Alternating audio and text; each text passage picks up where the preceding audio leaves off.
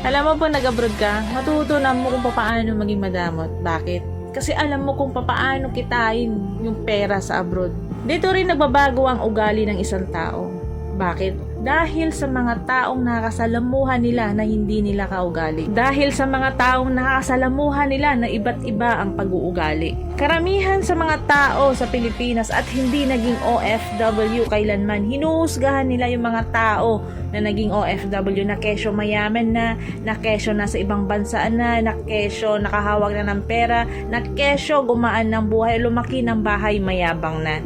Hinuhusgahan nila agad kung ano yung nakikita nila sa'yo. Hindi nila alam yung buong dahilan at buong kwento kung bakit ka nagkaroon ng ganito. Sa ating mga Pilipino or yung ibang Pilipino, bakit kaya hindi na maalis yung ugali nilang panghusga at inggit? Yung tipong wala naman silang ambag sa buhay mo, wala naman silang naitulong sa'yo, wala naman silang nagawang maganda para sa'yo, pero sila pa yung number one na naninira sa'yo. Sa mga ganitong